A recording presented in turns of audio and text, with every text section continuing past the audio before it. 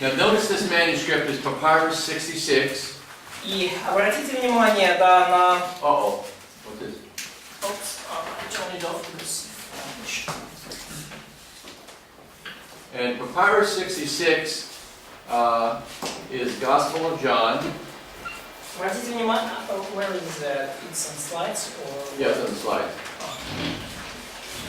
Сейчас мы видим папирус 66. Это Евангелие от Иоанна. And it's about AD 200. И оно датируется примерно 200 годом нашей эры. So it's the oldest copy of John. Это наиболее древняя копия Евангелия от Иоанна. Can you put the signal on the screen? It will in just a minute. Okay. Other. Turn off the light again. Yeah. Вот это папирус 66. Turn off the light for a minute. Свет. This is you can even see at the top. Evangelion Akata Ian. То есть вы можете увидеть здесь заглавие, да, Евангелие от And notice Иоанна. it's in uncial, so it's very easy to read. И обратите внимание, это унциальным шрифтом, очень легко читать. RK in the beginning. И написано, And was в начале было, Ha the Logos. In the beginning was the Logos. в начале было Слово, Kai Ha Logos, and the Word. и And Слово было with gospel, with a gospel. с Богом. Logos. Okay? So it's actually pretty easy to read this. Ну, на самом деле очень легко читать такой текст. Now you notice that it was written as a codex, it's a book. То есть вы обратили внимание, уже, наверное, написано оно в виде кодекса, книги. This is when it was first found, what it looked like. You can see how it wore off, especially at the bottom. Вы видите, вот так оно выглядело, когда его только-только нашли. Немножко здесь уже оборвано, то есть по краям. And this is the page from Papyrus 66. И вот эта страница из папируса 66.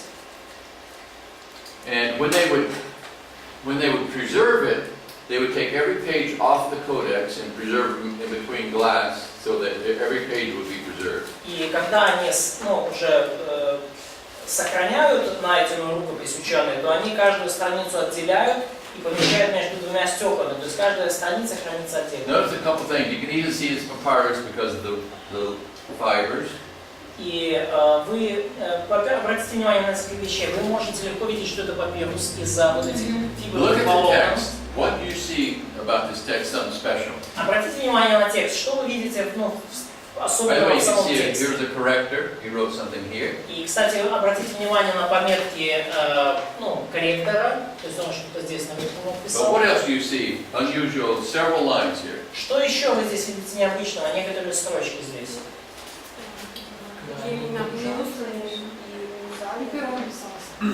It was. What was it? It was minuscule and No, uncial. Нет, это все унциальное. Тут нет минусов. It was written by the birds. A person with one eye, One. one eye and one ear, Человек с одним ухом и одним глазом. That's an anecdote we told last night at the party. Этот. Okay. It was What else? written by If you look, you can see several of these things throughout. Something unusual. Посмотрите, вы здесь можете найти несколько необычных моментов. Может, так абзац, то есть идет строчка, потом абзац. The paragraphs here. Line, then paragraph. I don't see several of those. Я не вижу Okay, look несколько. real careful. I'll show you. Давайте You see this? покажу. Here's a line here. See that line? Видите, линия Line. здесь, линия. Lines. These lines are not underlines, but overlines. Эти линии не подчеркивание, но над. See that line right there? Видите вот эти вот линии, да? Это не подчеркивание, это над буквами. When they would have names of deity, they would abbreviate the name. И когда они использовали имя божества, они использовали не само имя, а аббревиатуру. And put a line over it, shows the special. И ставили черточку над этой аббревиатурой, подчеркивая, что это So нечто what name is особенное. this? И какое здесь имя? Is. What Иисус. Jesus. So this is Jesus. Это Иисус. How about this one? Как насчет этого? K-E. Христос. Kappa Epsilon. К.Э. Христос. Not Christos. Christos is Не E. Христос. Курс. Curious, да. Куриос. It would be Господь. Curia for the word for Lord. Okay. Господь. And here's one that says P-N-I, Pni. И здесь написано P.N.I. Пни. Духа Святого. Okay. Дух It's Святой. abbreviation for the Holy Spirit. Dative case, in the Spirit. В духе You can see дательном. To Pneumati, but it's just To Pni. То нумати, да, то есть то пни. So to the Spirit, in the Spirit, by the Spirit. К духу, духом. Okay. And here's another one. What is this one? Вот еще одно. Что это? Ос. Теос. No, look, what is it? Орес. I-S. I.S. Jesus. Да, Иисус. Иисус. Okay, what is just in front of the word Jesus? А что прямо перед именем Иисуса? Очень плохо видно. It's hard to see. N. No, before that, right there. Прямо перед. It's, what does it look like? Как он выглядит? Можно написать. Can you write it down? Looks pretty much like that to me. Выглядит как О. It's just O. Просто О. What letter in Greek is O? Какая буква в греческом является буквой О? With the rough reading top. Омикрон, омега. Нет, омикрон. Омикрон, омега. But what word is O? Какое что значит? Что это? Который. That. Huh? That. Okay, the. The. So that's a definite article. То есть это определенный So if артикль. something says the Jesus. То есть где-то написано вот, ну, Иисус с определенным артиклем. So we want to see what's in front of this. So we can look here. И что мы смотрим перед And этим? it Что написано says перед этим? Edrakusin. Edrakusin. Ну, вот греческое Эдракусин. слово эдракусин. Now, let me show you another slide. This is the same picture, but it's overexposed. И давайте я вам покажу другой слайд. Та же So самая this will show картина, only the letters. но она только, скажем так, The same slide, but just the letters. под повышенным, ну, обильный свет. То есть только But now you can see how easy it is to see Jesus. но теперь вы видите, Okay. как легко читается. Edrakusin ha Jesus. Да, эдракусин. Now the word Иисус. drakuo means I cried a teardrop. I cried a tear. И вот это слово «драко» это значит, ну, я расплакался. Okay? Teardrop. Ну, The liquid part. именно слезами расплакался. So what would it say? This is the edrakusin would be the aorist active indicative, И third singular. эдракусин это первое лицо, единственное Эдракусин. число. Эдракусин арист. So that would mean the word by itself would be he cried tears. Да, то есть буквально это значит, что он расплакался, заплакал слезами. So what does it say? Что это говорит? Какой-то Jesus cried tears. Иисус расплакался. Иисус заплакал. Jesus wept. Jesus cried. Да, Иисус плакал. So what verse is it now? С какого это стиха, с какой главы? Там Марка. А? Или Иоанна. Иоанна. Yeah. No, well, we know P66 is John. Нет, это Ну да, это P66, это А, Иоанна. глава, что ли? 11th chapter of John. 11:35. Да, But we know that 11:35. this, even if we only see these three words, edrakusin ha Jesus, we know it's John 11:35. Jesus shed То tears. есть даже когда мы видим это слово, Now in English, it's the shortest verse in the Bible, but not in Greek. что вот, то мы понимаем, что это вот Евангелие от Иоанна, вот это место, и в английском это наиболее краткий стих Библии, но не в греческом. You can also see a few corrections here and there. И вы можете то там, то здесь увидеть They несколько said where you исправлений. laid him in the Greek text it says, "Come and see." В But греческом some написано scribe says, "Kyriak" with a line over it was added right here. «пойдите и посмотрите». А See how they здесь, added the word Kyriak? но здесь они добавили слово, ну, курия, то есть, So they said, "Lord, come and see." и получилось тогда «Господь, пойди и посмотри». And then it says, "Jesus wept." И потом написано, что Господь расплакался. Иисус расплакался. Okay? Any questions? Есть ли вопросы? Okay. And there's some important unsealed. We've already looked at Sinaiticus. И вот есть некоторые нунциальные рукописи, которые должны... This is Mount Sinai at the foot of the mountain. Гора Синай, Monastery. подножие горы, там монастырь. St. Catherine's. Монастырь Святой Екатерины. And this is where Tischendorf discovered this manuscript. И вот там Тиссендорф нашел этот манускрипт. A nice place to visit, but you wouldn't want to live there. Опять же, хорошее место, чтобы там побывать, но не очень These хорошо, are чтобы там жить. other manuscripts of the unsealed. И также I mean, of другие codex. And there's minuscule специальные text. манускрипты, и вот это в минускульном уже. This is a lectionary. А вот Notice это here, лекционный. arche, telos. Start here, stop here. И вот видите эти пометки архе и телос. Начать здесь, закончить тут. And they would do this whole page. И They вот read вся that, страница. pause, read that, pause. Они читали, делали паузу, читали, делали паузу. Okay. And let's see what it is. И давайте посмотрим, что это. In arche, in halagas.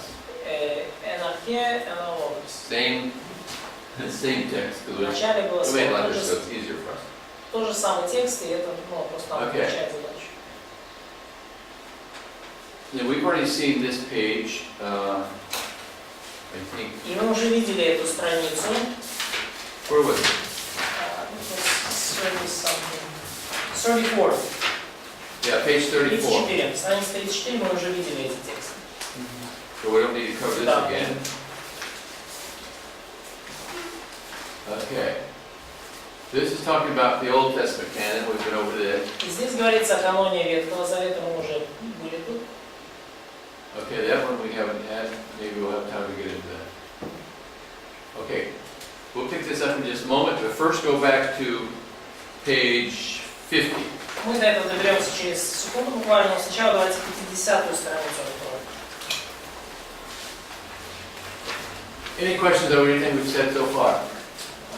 Есть какие-то вопросы по тому, что мы изучили до сих пор? Tomorrow will be test or quiz, Завтра будет тест или квиз.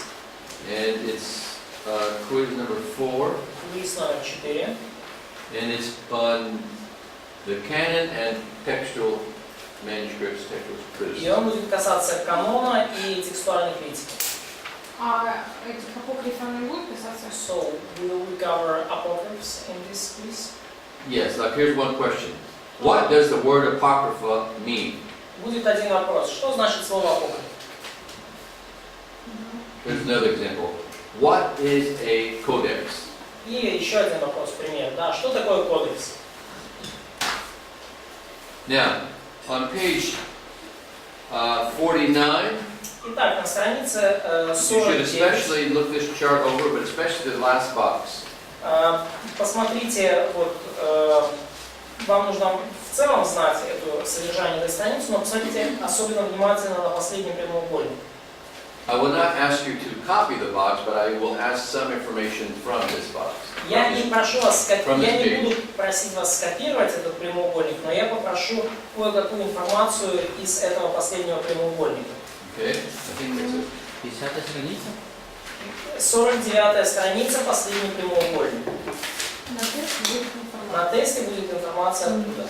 В каком году, по какой, сколько. It looks like everything else on there we've covered, so it should be easy quiz. Кажется, что все остальное мы уже в этом тесте прошли, и это будет просто для вас. Now let's go to page 50 and 51, Давайте откроем сейчас страницы 50 и 51.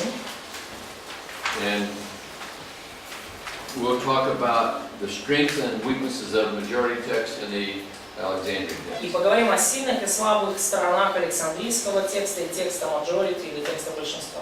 Because you are going to be leaders, and people are going to be asking you, and you're going to be a source of information for people. Потому что вы будете лидерами, и люди будут вам задавать вопросы, и это будет, вы будете источниками информации для них по этим And вопросам. you're going to find most people that have questions about this, even pastors, are very, very ignorant of what they make decisions, but they don't know what they're talking about. And they need someone to help them. И вы обнаружите, что большинство людей, даже пасторы, они очень невежественны в данных вопросах, и когда им надо принимать какие-то решения, им надо с кем-то советоваться и поговорить. Может быть, с вами. Okay, so first of all, strengths of the Alexandrian text. Во-первых, сильные стороны Александрийского текста. The first one is very early. We can prove it goes back to AD 200. То есть, во-первых, они очень ранние, то есть мы можем с уверенностью, мы можем доказать, что они датируются примерно 200 годом нашей эры. There's a manuscript called Papyrus 75. Есть манускрипт, который называется Papyrus 75, P75. And it's very much like the text of manuscript B or Vaticanus. И он очень похож на Ватиканский кодекс или манускрипт Б. But 75 only has most of Luke and John. Но в Папирусе 75 там просто большая часть Евангелия от Луки и Евангелия от Иоанна. Но очень сходится с этим. But it's extremely important because it proves that the Alexandrian text goes back to AD 200 because P75 is that old, 200. Но это очень важные данные, потому что Папирус 75 датируется 200 годом нашей эры, и это указывает нам на то, что Ватиканский кодекс, он точно соответствует вот этим 200 году нашей эры. And number two, it shows that some text families, including this family, goes back into existed in the 200s. И второе, это указывает на то, что текстуальные семьи, они уже существовали даже в 200 году нашей эры. 3 is the main text of modern translations. 3 это основной текст для современных переводов. It was used by some early church fathers. Он использовался некоторыми отцами ранней церкви. So when a church father quotes the New Testament, we can take his quotation and compare it to the Greek New Testament.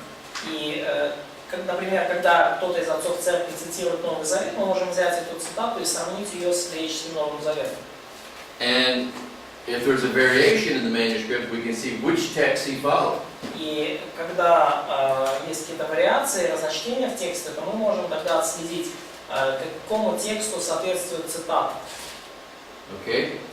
So, number 5, in uncials to through the 400s, to 499, what do you say, until about 500, it has 4 to 2, twice as many texts as the Byzantine. 4 manuscripts against 2 manuscripts of the Byzantine. Но до 500 года нашей эры на каждые 4 копии Александрийского текста приходилось только 2 копии Ватиканского. Это касалось унциальных рукописей.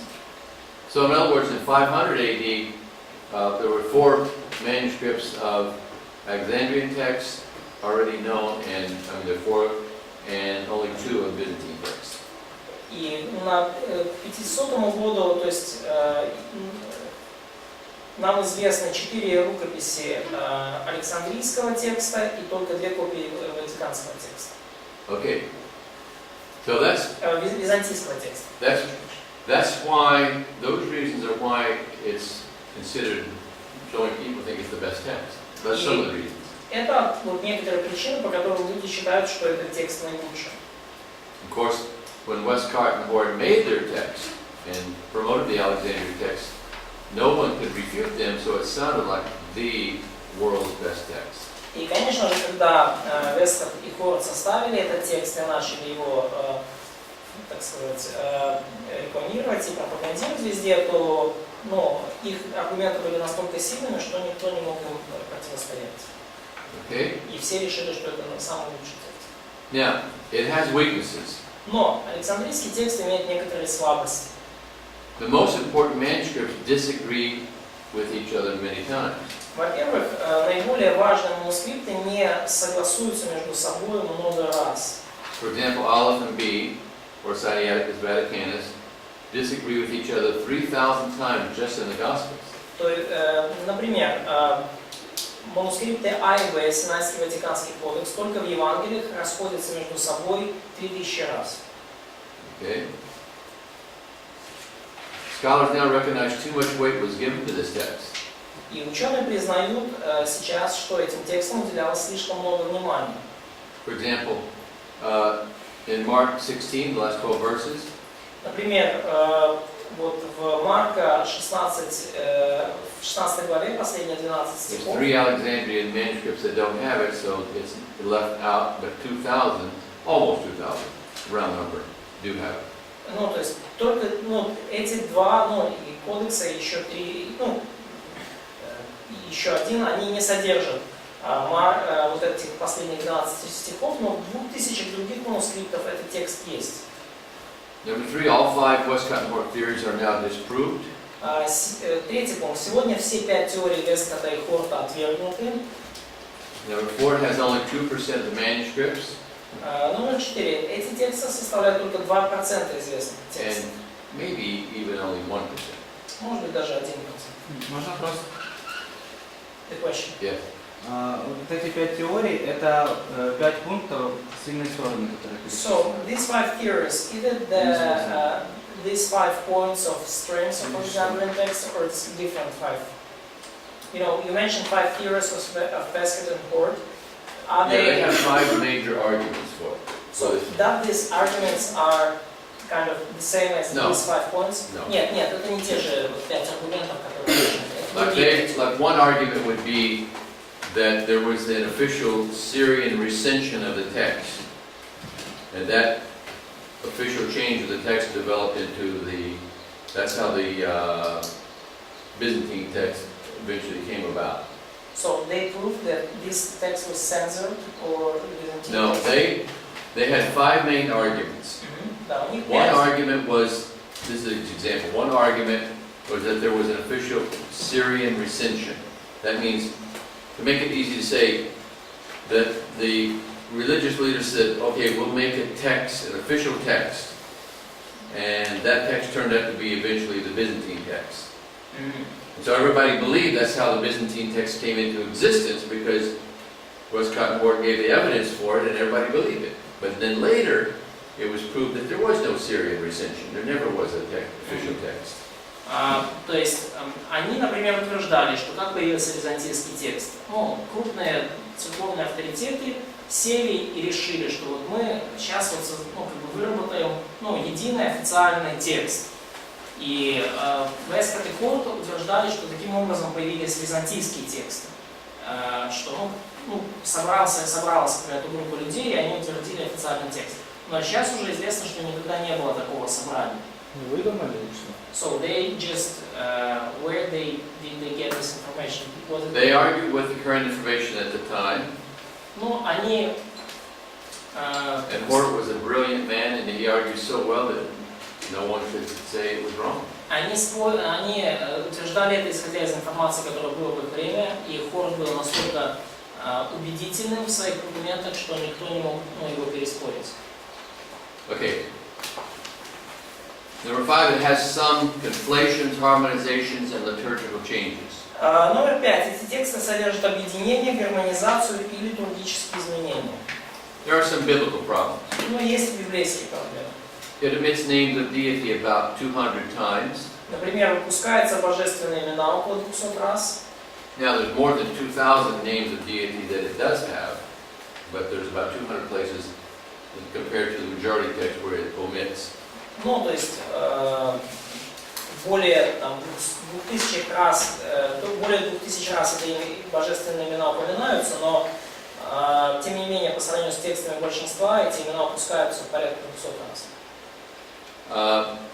In Mark 1:2 it has, as it was written in the prophets. В Марк 1:2 вот, вместо того, чтобы как написано у пророков, That one says it is written Isaiah the prophet. там написано, как написано у пророка Исаии. And we can prove that it wasn't Isaiah the prophet, it was 2 prophets.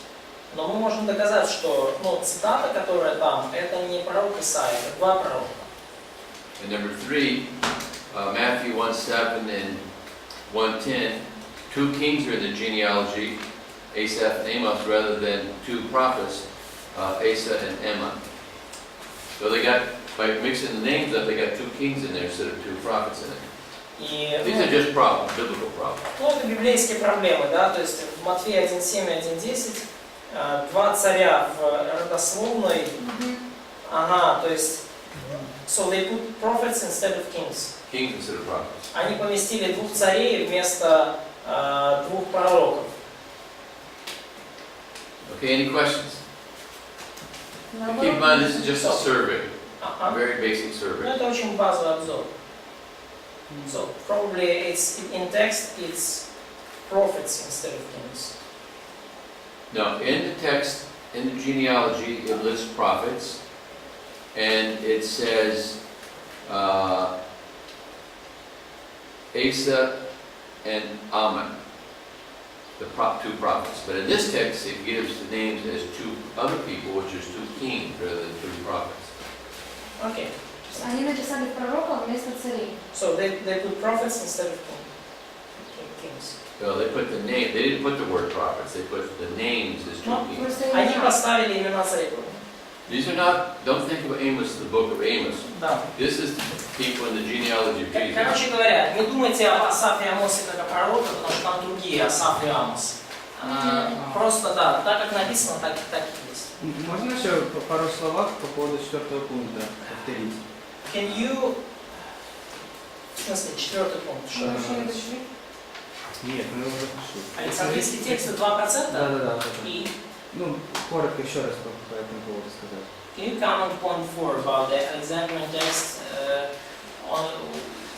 is just 2 or even 1% of existing text? Well, if it has 60 manuscript, that's 1%. Ну, если мы говорим о 60 манускриптах, да, то I don't know. 60 manuscripts of New Testament. Yes. О 60 манускриптах, содержащих весь Новый Завет, Because there's 6,060 would be 1%. то вот, ну, из 6000 это 1%. And I don't know that there's even 60. There may be, but I don't know that many. Я не уверен, что есть даже 60. Может быть, но я не уверен. Okay. Any other questions? Другие вопросы. Мне как-то не совсем понятно. Я, конечно, извиняюсь. Типа из 6000 всего лишь Александрийский 60, да? So we have 60 Alexandrian text. It's kind of No, I said if we have 60, that would be 1%.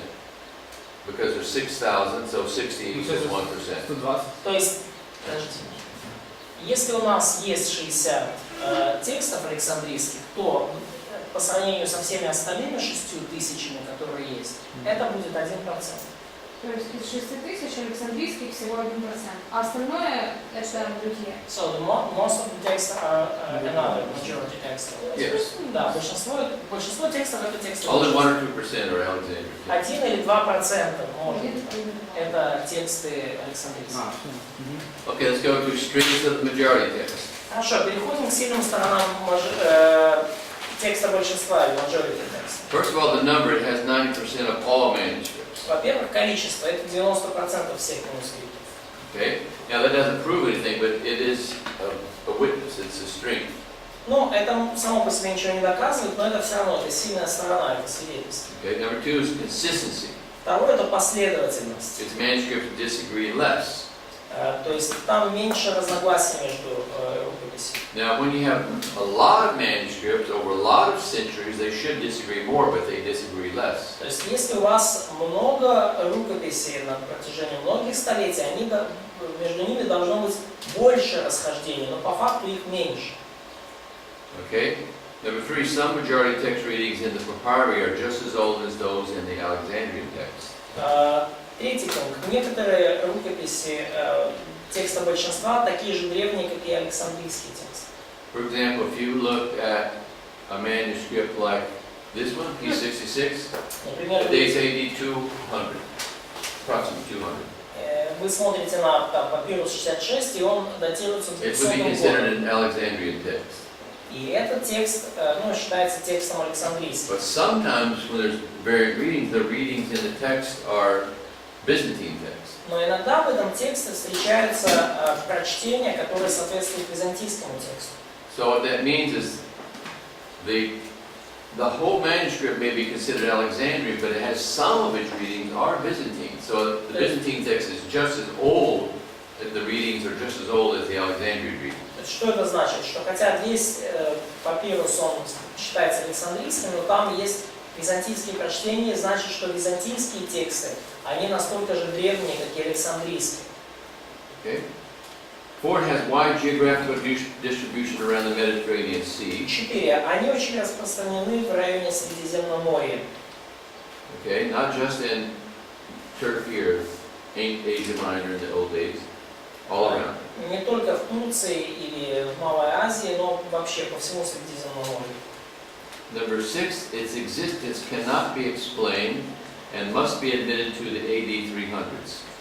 So, what about point 4? Best Alexandrian manuscript? Okay, I left up number 5. No, I did number 5. Which one? The best Alexandrian manuscripts? Yeah, that was number 5. The best Alexandrian manuscripts have contain many majority text readings. Наилучшие Александрийские манускрипты наполовину состоят из прочтений текста большинства. For example, manuscript Sinaiticus, Например, Синайский or курс Aleph, или Алеф is considered one of the best Alexandrian manuscripts. считается одним из лучших Александрийских манускриптов. But half of the varied readings can be considered Byzantine readings. Но 50% прочтений там могут рассматриваться как византийские. And that really is an amazing fact. И это на самом деле потрясающий факт. Many times the Alexandrian text and Byzantine text agree against some third reading, like the Western text or the Syrian text or some unusual reading.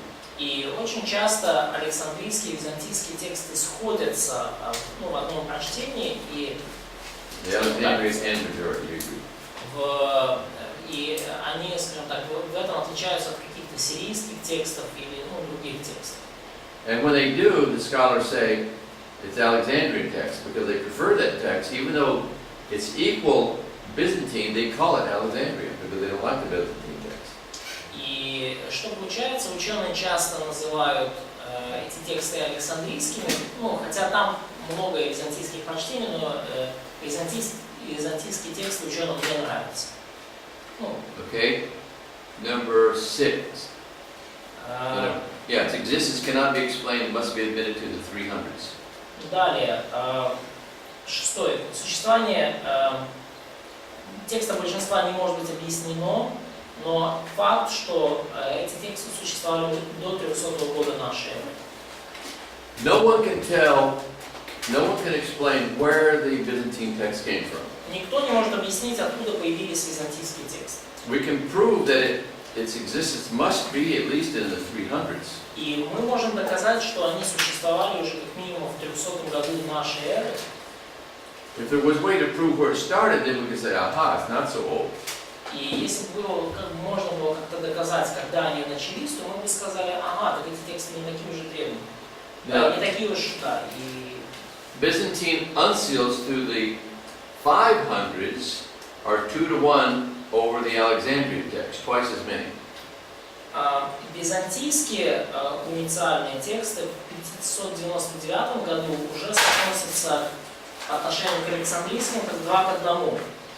So if you look up at strengths of the Alexandrian text, number 5, и когда вы видите сильную сторону Александрийского текста, номер 5, пятая сильная сторона Александрийского an текста. uncial text to basically to 500 is twice as many as Byzantine.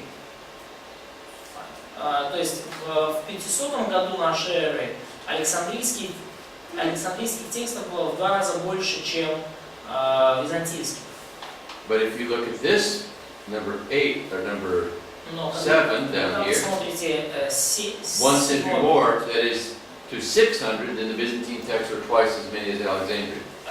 Седьмым сильных сторон текста большинства, то уже в 600 году нашей эры византийских текстов было в 2 раза больше, чем александрийских. Okay, page 51. I think, isn't it? No, one more in the page. Okay, logic dictates that the older text should produce more offspring. И логика указывает на то, что более старые манускрипты должны быть больше переписаны, должны давать больше копий. Even Hort admitted this was right. И даже Хорт это признавал. If it's older, then copies should multiply more. И он, ну, если какой-то манускрипт древнее, то должно быть и больше его копий. And yet we have 20 times as many Byzantine texts as we have Alexandrian texts. Но при этом у нас в 20 раз больше византийских текстов, чем александрийских. Okay? Стоп. Можно по поводу этого больше объяснить? Потому что если чем старее, значит он меньше переписывает. О чем Can you речь? explain more why it should Чего be переписывали copied? больше? Can you explain more why it should be more if it's older? Why? Why it should be copied more? Because it's older. Ну, потому что он старше. Just normal logic, if you have older manuscripts, should be copied more times than more recent manuscripts. Нормальная логика подсказывает, что если у тебя есть древний манускрипт, то с него копировали чаще, чем с более нового. То есть, если у нас много копий, значит, он старше. So if we have a lot of copies, it seems like the Byzantine texts are older. It should be.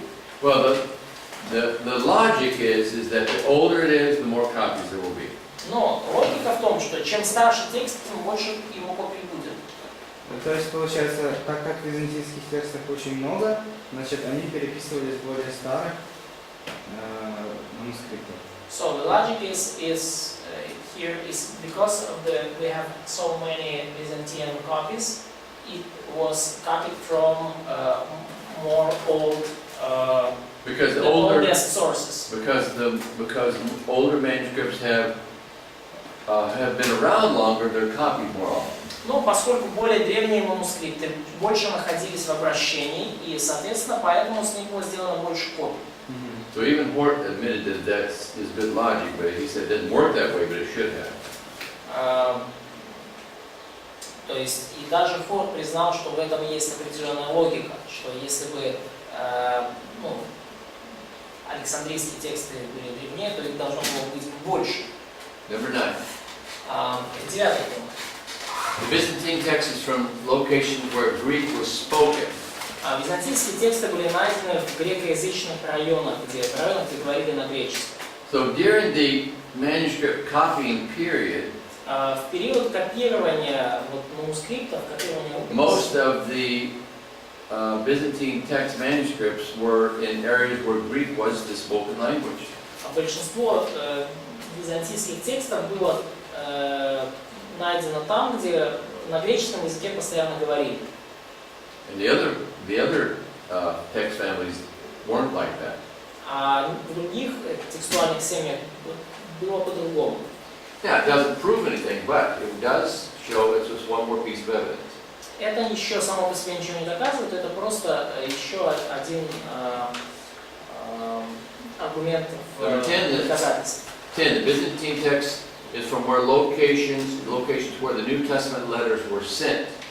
Византийские тексты были найдены в районах написания новозаветных посланий, то есть оттуда, откуда эти Most of the послания epistles were sent to Asia Minor, the Turk, or the Byzantine Empire. Большинство посланий было отправлено из Малой Азии, там, где была Византийская империя.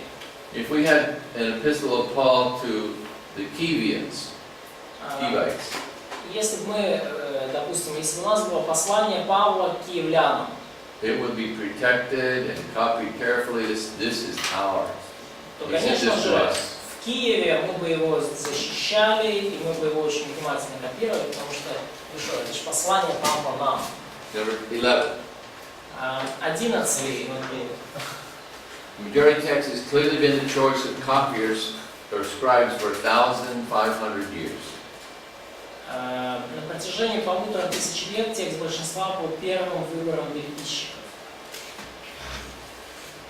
Number 12. The majority text brought order out of chaos. 12. Текст большинства положил начало порядку на замену хаосу. The papyri are very confused, perhaps because of persecution, and the majority text corrected the text. In other words, if you look at the papyri manuscripts, they have a lot of different readings. И когда вы смотрите на папирусы, на рукописи, записанные на папирусах, то вы видите огромное количество разночтений между текстами. And when the Byzantine text came, it solidified everything and corrected the text. Но когда появились византийские тексты, то уже все утвердилось, и текст был уже единым. But there was no official there was no official Byzantine text. It just came into being like that. Но не было официального какого-то византийского текста, он просто появился. And number 11, most argue against the Byzantine text just because they don't like it. И 13-й пункт. Большинство отвергает византийский текст лишь потому, что он им не нравится. Okay, any questions? Есть вопросы? Okay, now let's look at the weaknesses of the majority text. Ну, давайте посмотрим сейчас слабые стороны текста большинства. It's weak in the church fathers before AD 350. Он очень мало использовался отцами церкви до 350 года. So in those church fathers, let's say we're writing around in the 300s, 300s. Most of them, the quotations would be like Western or Alexandrian text, but not like Byzantine text. Большинство отцов церкви, которые писали до 350 года, они цитируют из западных текстов или из текстов Александрийских, но не из текстов большинства. Number 2, the oldest Byzantine manuscript is the 5th century. Второе. Самый древний византийский манускрипт датируется 5 столетием. And the Paul's epistles is the 8th century. А послание Павла 8 столетием. Number 3, most majority text manuscript came after AD 1000. И третий момент. Большинство рукописей текста большинства уже получены после 1000 года нашей эры. Sometimes it is divided, and when the majority text itself is divided, there is no such thing as a majority. И иногда тексты большинства сами по себе разделяются. То есть, расходятся во мнениях, и тогда уже нету такого понятия, как For example, there may be a textual variation at one verse, То есть, может быть текстовая вариация в каком-то одном стихе, and there's 6 different possible readings it could be. и обнаруживается в текстах большинства 6 различных прочтений. Maybe there's Alexandrian text, and then there is 4 Byzantine texts and 1 unusual. Точнее, допустим, 6 разных прочтений, одно прочтение Александрийского текста, 4 прочтения текста большинства и одно западное. The Byzantine manuscripts themselves may have 4 different readings, and none of them are the majority, because there's only a few of them in each reading. Византийские тексты сами по себе могут иметь 4 разных прочтения, ни одно из них не является, по сути, тогда большинством. Okay. It has some conflations, harmonizations, and changes for liturgical reasons, same as the Alexandrian text. Так же, как в Александрийских, содержится объединение, гармонизация и литургические изменения. I think it's all. Литургические изменения, что это значит? What's liturgical changes? Huh? She asks about liturgical changes. Like, for example, the ending of the Lord's Prayer. Например, как окончание молитвы Господней. Молитва Отче The наш. Alexandrian text does not have yours is the kingdom and the power and the glory forever. Потому что в Александрийских текстах нету, что Твое царство, сила, слава во веки. Аминь. So the question is, did the majority text add it, or did the Alexandrian text remove it? Вопрос лишь в том, добавлена ли добавка в тексты большинства, или она удалена из Александрийских текстов. Okay. Any other questions? Есть еще вопросы? Okay, you people don't ask me questions, so I think it's because you're smarter than the average group. Если вы не задаете вопросы, я это понимаю, что только потому, что вы умнее, чем средняя группа. These 2 people here didn't look like they believe it. И люди, которые вот тут сидят по другую сторону камеры, они так смотрят с видом, что не очень-то они в это верят. They're too smart to ask questions, they're too dumb. Разные партии. Вот там умные люди, да, задают вопросы разные. No, they're all, I know, they're all smart, but they're just too tired. Но я понимаю, есть умные люди, которые просто очень устали. Okay? Now, before we go on to issues in Bible translations, До того, как мы перейдем к трудностям библейских переводов, I want to look at another document that I made for you. я хочу, чтобы мы посмотрели еще один документ, который я для вас сделал. I think we can give one to everyone. I don't know if Nancy would have it. You may not have a page to the translated one. Я думаю, что там на каждого будет по копии.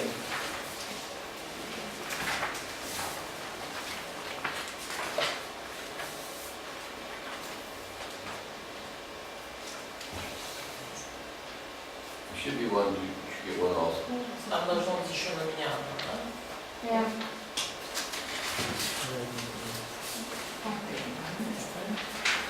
No, break is 1:40, I think. У вас на английском, да, все? What time is the break? 1:40. 1:40. Okay. Come here. Oh, right. Okay. This chart I give you just kind of as a reference tool. И эта таблица вам просто как чтобы на нее ссылаться позже. So you can kind of get a general idea in your mind and in your teaching when things came into being. То есть вы можете, скажем так, общую идею понять из этого, ну просто чтобы у вас в голове было и в том, как вы будете преподавать, когда и что появилось. So we call it originals and known copies of select Bibles. То есть мы видим, что здесь есть оригиналы и известные копии Select Bibles, ну, да, нашей Библии, отрывков Библии. Okay, and we'll have whenever it says, okay, the first column is the century. И первая колонка это столетие. The second column is the Greek New Testament. Второе это греческий Новый Завет. Then Latin Vulgate. Далее латинская вульгата. Then English versions. Далее английская And версия. then Septuagint Greek Old Testament. Септуагинта, And then греческий Hebrew Old Ветхий Завет. Testament. И далее еврейский Новый Завет. Now the next row under that is BC, and all the other dates below are AD. То есть первая строчка, то есть, ну точнее вторая строчка после заглавной, это BC, это до нашей эры. So if you look at Greek New Все, что ниже, Testament, это наша эра. if you look at the Greek New Testament, И когда вы you смотрите see there's nothing in BC because it didn't exist. греческий Новый Завет, понятно, что ничего там до нашей эры не написано, потому что он не существовал до нашей. The Latin Vulgate didn't exist, the English versions did not exist, Аналогично латинская вульгата и английская версия. but the Septuagint and the Hebrew existed. Но Септуагинта и греческий, и Септуагинта и еврейский Новый Ветхий Завет уже существовали. So the Septuagint was probably written from 250 to 125 BC. И Септуагинта была написана где-то с 250 по 125 годы до нашей эры. Probably took more than 100 years to write. И, по-видимому, потребовалось около более 100 лет, чтобы написать ее. And the Old Testament was written, this is round numbers, 1400 to 400. И еврейский Новый Завет записан, ну, это округленные числа, от 1400 до 400 годов до нашей эры. Now everything underneath that will be AD. Hebrew OT это еврейский Новый Завет, еврейский Ветхий Завет. Да, Everything underneath this will be AD. Yes. Все, что ниже вот второй строчки, это нашей эры. And Andre there's only a couple words. Andre can tell you the words when we get there. Like when it says capital letters written. И вот буквально тут несколько слов я вам объясню.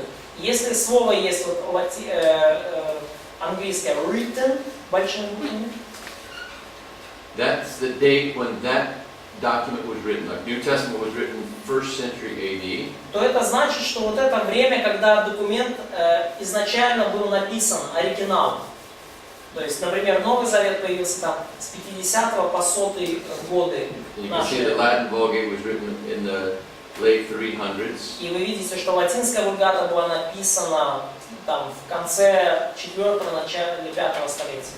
And you can see when every one of these were written.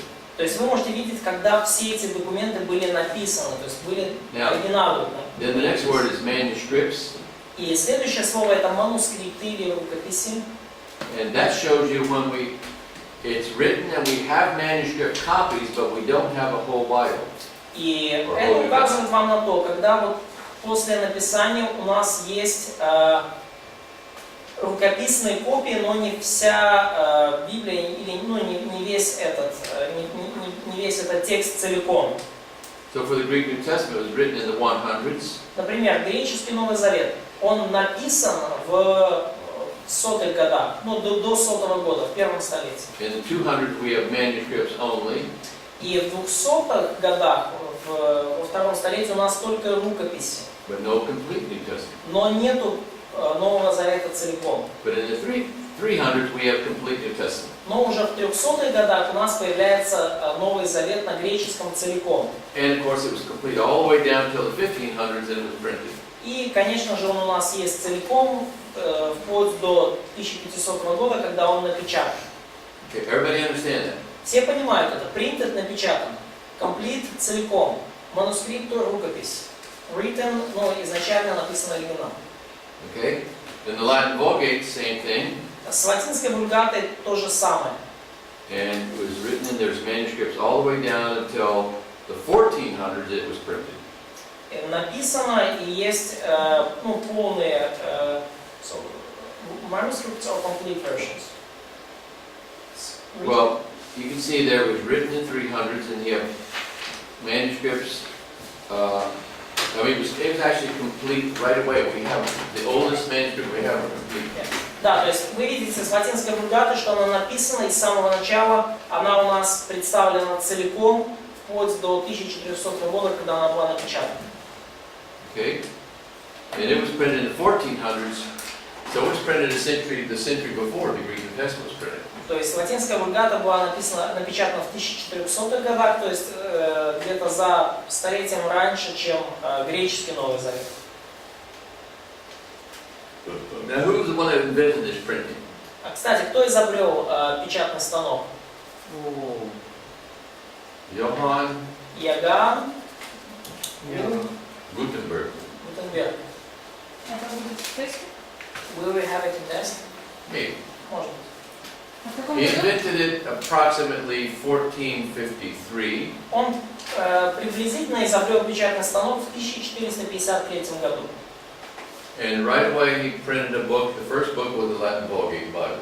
И самая первая книга, которую он напечатал, это была латинская вульгата, Библия вульгата. So the first book ever printed in the world with movable type printing was the Bible. И таким образом первая книга, напечатанная с помощью печатного станка, это была латинская вульгата, Библия. So in the New Testament, I mean in the English you have written in the 700s. И когда речь идет об английской Библии, то она написана в 7 столетии.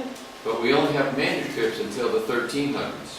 Но у нас до 1200-х годов только рукописи есть в нем. So the Wycliffe Bible was the first English Bible complete. И таким образом Библия Уиклифа была первой завершенной английской Библией. But it was before printing, so they're all handwritten. Но это получается, эти Библии еще были до появления печатного станка, поэтому они все написаны And вручную. it was printed in the 1500s. И напечатаны были в 1500-х годах. The Septuagint, А Септуагинта we have manuscripts until the 300s. у нас много рукописей вплоть до третьего столетия. Then you have like manuscripts, Vaticanus and Sinaiticus, they're complete Old Testament. Ну и там уже с третьего столетия появляются Ватиканский и Синайский кодекс, то есть полный complete Old Testament, Yes. полный Ветхий Завет на греческом. So you have complete from 300s down to printed in the 1500s. То есть мы видим завершенную Септуагинту с 300-х годов, и в 1500-х она напечатана. Okay, and of course, who can tell who was the first person to print the Greek New Testament? Кто скажет Greek New Testament or Old Testament? Greek New Testament. Кто мне скажет, кто No, первый человек? the Greek New Testament was the first one to print. Кто первым напечатал греческий Новый Завет? Новый Завет. Кто напечатал? Греческий. Remember the guy's name? Ximenes, Cardinal Ximenes. Помните, так звали Зиманий. 1514. But who was the 1514 год. first person to publish the Greek New Testament? Но кто был первым человеком, который опубликовал греческий Новый Завет? Erasmus. Эразм Роттердамский. Ну, Эразм. Имя его Эразм. Okay, Да. let's go ahead and finish this Hebrew one, then we'll take a break. Хорошо, закончим сейчас с еврейским Ветхим Заветом и You пойдем can на see, перерыв. it was written it was basically finished about 400 BC.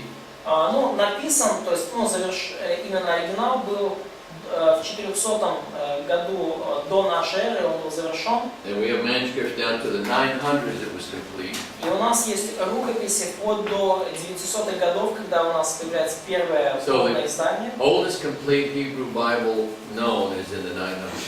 И самая древняя из известных полных еврейских Библий, она датируется 900 годом нашей эры. And it was printed in the 1400s, before the Greek New Testament. И она была напечатана в 1400-х годах до греческого Нового Завета. Okay? Хорошо? Any questions? Вопросы? Еще раз, кто первый напечатал греческий завет? Who was first one to print Greek New Testament? It was that Cardinal Ximenes guy. Зиманий его звали. Remember, he finished it in 1514, but Erasmus finished his in 1516. То есть он свой перевод, ну, свое издание закончил в 1514, а Эразм свое в 1516. But no one saw Ximenes because the Pope wouldn't let him print it, wouldn't let him distribute it. Но никто не заметил Зимания, потому что папа не разрешил ему распространять свое издание. It was printed, but he couldn't give it to anyone. То есть Библии-то были напечатаны, но он никому не мог отдать. Until I think 1522. Ну, я думаю, где-то до 1522 But года. Erasmus finished his, and he didn't ask the Pope if he could. He just did it. He printed it and distributed it. Но Эразм Роттердамский свой перевод закончил в 1516 году, свой перевод и издание. То есть он напечатал, не стал папу спрашивать разрешения, он просто начал And the way распространять. he kept from getting killed by the Pope was he dedicated it to the Pope. И каким образом он спас себя от преследований и убийства со стороны папы, то он сделал ремарку, что посвящается этот перевод папе. Вот это комплект, где написано, речь идет о том, что манускрипт, где полная Библия составлена. So, Кусочек, complete means manuscript with a full book. Whole Который text, имеет whole New текст. Testament, whole Old Да, Testament. да, текст целиком. Текст может быть рукописный текст, где вся там. Manuscripts mean we have Вся copies, but книга not. целиком. Manuscripts means we have copies, but not a whole copy. Манускрипт это значит, у нас есть копии, но не целые копии, не целые копии. То есть комплит это значит, у тебя целиком там греческий Ну, это манускрипт. какие-то, все. Я уточнил просто. So everybody understands how this То chart есть works. все ли поняли, как эта таблица работает? Да? Да. When I was in college, I wished that I could have a chart like this, but I never could find one. И когда я учился там в колледже, я хотел бы, чтобы у меня была подобная табличка, но они никогда у Let's меня take такой не было. a break. Сделаем перерыв.